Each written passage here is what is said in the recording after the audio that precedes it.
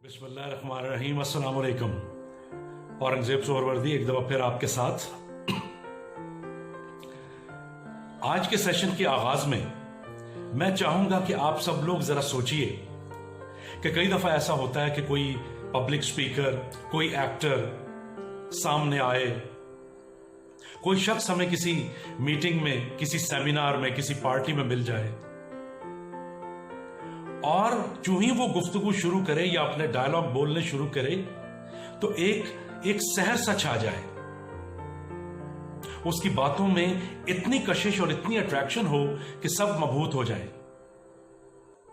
दूसरी सिचुएशन, कोई भी शख्स कहीं पे भी मिले, चाहे सिनेमा के पर्दे पे, चाहे ड्रामे में, चाहे आम हमारी एक्चुअल लाइफ में, और वो कुछ भी ना कहे लेकिन ऐसा लगे कि शायद उसने बहुत कुछ कह दिया है नॉन वर्बल लैंग्वेज से। ये तो थी वो पॉजिटिव तस्वीर, लेकिन क्या ये तस्वीर देख के हमारा भी कभी दिल चाहा कि हम भी अच्छे कम्युनिकेटर बने, हम भी जब बात करें तो लोग सुने, उन पे असर हो, वो सुनना चाहें? और अगर ऑलरेडी हम में वो सलाहियतें हैं, हम वो काम कर रहे हैं, तो उसको मजीद बेहतर से बेहतर किस तरह बनाएं? यह है आज का मौजू और उसमें हम बात करेंगे कम्युनिकेशन की। कम्युनिकेशन स्किल्स बहुत ज्यादा क्लीशे है, बहुत ज्यादा बोले जाने वाला वर्ड है, बहुत ज्यादा वीडियोस अवेलेबल हैं, बहुत ज्यादा बातें होती हैं इस पे, लेकिन क्या है ये कम्युनिकेशन? तो सबसे पहली चीज जो मैं क्लैरिफाई करना चाहूंगा आज, कि ज्यादा बोलने को, बहुत अच्छे लहजे में बोलने को, बहुत सारी जुबानें बोलने को कम्युनिकेशन नहीं कहते। कम्युनिकेशन एक प्रोसेस का नाम है, यह कोई एक्टिविटी नहीं है। इस पूरे प्रोसेस पे फिर किसी और वीडियो में हम बात करेंगे, लेकिन पहली चीज हमें यह क्लियर होनी चाहिए। तो फिर कौन है अच्छा कम्युनिकेटर? अच्छा कम्युनिकेटर वो है जो अपनी मर्जी का रिस्पॉन्स जनरेट कर पाए, और अगर वक्ती तौर पे उसे वो रिस्पांस ना मिले तो वो कम्युनिकेशन बैरियर्स को ढूंढे, उन बैरियर्स को रिमूव करे और फिर अपनी मर्जी का रिस्पांस हासिल करे। जो जो ये रिस्पांस की परसेंटेज बढ़ती जाएगी, इसका मतलब आप अच्छे कम्युनिकेटर होने के लैडर पे बढ़ते जा रहे हैं। तो इसलिए हमें ज्यादा बोलने पे और ज्यादा बना के बोलने पे, ज्यादा अच्छी तकरीर करने पे तवज्जो नहीं ज्यादा देनी चाहिए। हमें तवज्जो देनी चाहिए कि हम जो दिल की बात कहना चाह रहे हैं उसका असर कितने लोगों पे है और उसके मुताबिक रिस्पांस क्या जनरेट हुआ है। फिर इसी से रिलेटेड मैं अगर और बात करूं तो हम वर्बल कम्युनिकेशन को जानते हैं, हम रिटन कम्युनिकेशन को जानते हैं, हम विजुअल कम्युनिकेशन को भी जानना शुरू हो गए हैं, लेकिन हम जानते तो हैं पर उस पर बहुत कम तवज्जो देते हैं। वो है non verbal communication. Body language, gestures, time का इस्तेमाल, जगह का इस्तेमाल, जज्बात का इस्तेमाल, इसमें हम बहुत पुअर हैं।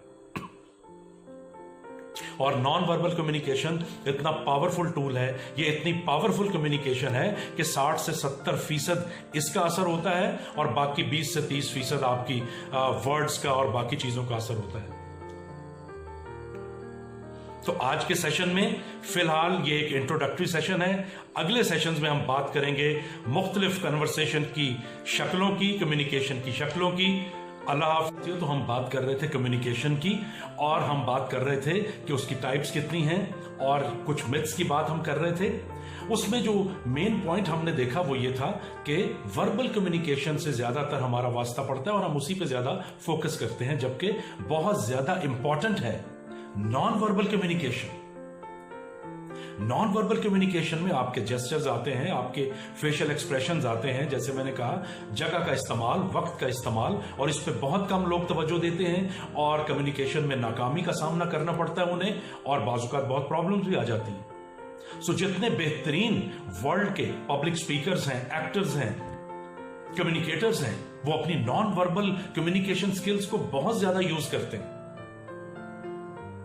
चाहे कोई मेल है या female, but specially for female there non verbal communication is very very important, जिससे उनको बहुत फायदे भी हो सकते हैं और बहुत सारे नुकसानात से भी बचा जा सकता है। कम्युनिकेशन तो अच्छी होगी ही, उसके बाद अब तो इतनी रिसर्च सामने आ चुकी है कि साइंस ऑफ लाइकेबिलिटी पे बातें हो रही हैं कि कैसे आप दूसरों के पसंदीदा शख्स बने। इसी तरह की एक और इंपॉर्टेंट साइंस जिसका आजकल बहुत चर्चा है और जिस पे बात हो रही है, वो है साइंस ऑफ कन्वर्सेशन, गुफ्तगू का। बातचीत की साइंस क्या है, उसका आर्ट क्या है, किस तरीके से आपने कन्वर्सेशन इंटेंशन शो करनी है, किस तरीके से आपने कन्वर्सेशन ओपनर्स को यूज करना है, किस तरीके से आपने कन्वर्सेशन स्पार्क्स ढूंढने हैं, क्यूरोसिटी पैदा करनी है, इंटरेस्ट पैदा करना है अपनी कन्वर्सेशन में।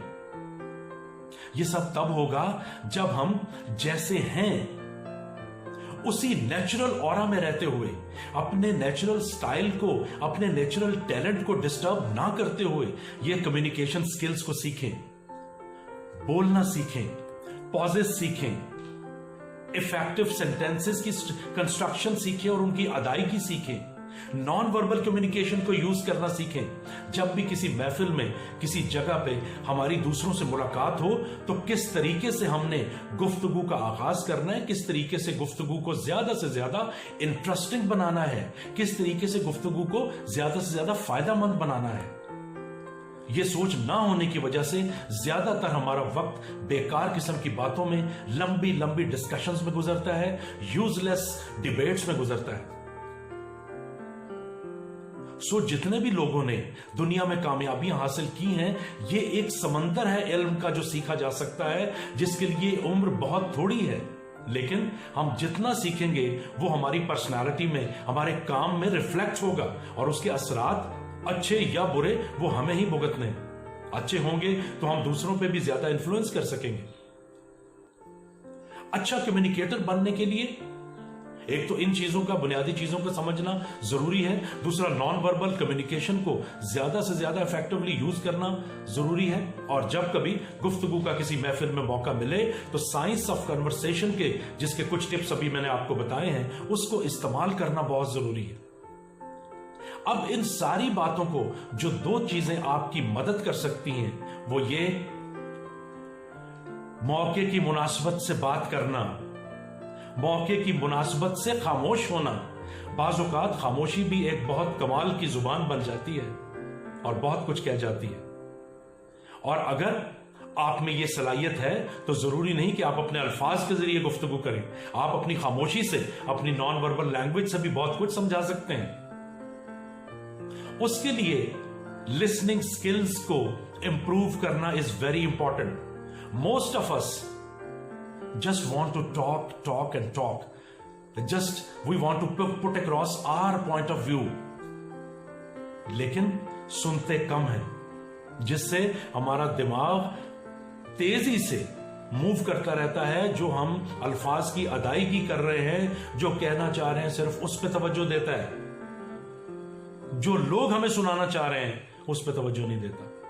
लिहाजा सेकंड पॉइंट आ गया कि अपनी लिसनिंग स्किल्स को इंप्रूव कीजिए। जितना ज्यादा अच्छा सुनेंगे उतना अच्छा डेटा स्टोर होगा आपके पास, उतना अच्छा उसको रीफ्रेज करके उसका जवाब दे सकेंगे, उसको यूज कर सकेंगे। नेक्स्ट पॉइंट इज सोशल और कल्चरल इंटेलिजेंस।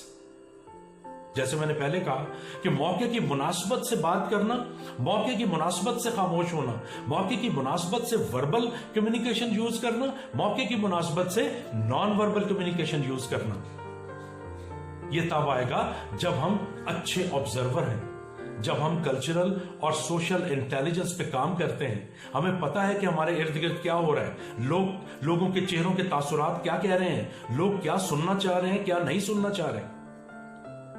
इन सारी चीजों को जब आप मिक्सअप करेंगे तो एक बहुत अच्छी कम्युनिकेशन स्ट्रैटेजी बनेगी। चाहे आप ऑफिशियल प्रेजेंटेशंस दे रहे हैं, चाहे आप रिटन कम्युनिकेशन कर रहे हैं, वर्बल कम्युनिकेशन कर रहे हैं, कन्वर्सेशंस कर रहे हैं, या नॉन वर्बल कम्युनिकेशन कर रहे हैं। यह खामोशी की जुबान भी आपको बहुत कुछ सिखाएगी, साइंस ऑफ लाइकेबिलिटी भी आपको बहुत कुछ सिखाएगी। तो आज से हमें एक ऐसे सफर पे चलना है जहां रोज हम अपने अल्फाज की अदायगी बेहतर करें, हम अपनी लिसनिंग स्किल्स को बेहतर करें, हम अपनी गुफ्तगू के सलीके को बेहतर करें और साथ साथ अपनी नॉन वर्बल कम्युनिकेशन को बेहतर करें। हमारी आंखें क्या कह रही हैं, हमारे हाथ किस तरह हिलते हैं, हमारे टांगे पांव किस तरह हिल रहे हैं, हमारा पोस्चर क्या है, जब तक हमें कोई बताता नहीं है हमें पता चलता है कि हम कितना नुकसान उठा चुके हैं लोगों के लिए। बजाय खुशी और इंटरेस्ट का बायस बनने के, उनके लिए इरिटेशन का बायस बन रहे हैं, and people avoid us. So communication skills को सीखना is really very very important, और इसके बहुत सारे फायदे हैं, और इससे जुड़ी हुई जितनी चीजें हैं वो अगले वीडियोस में हम जिक्र करते जाएंगे। Thank you very much. Allah Hafiz.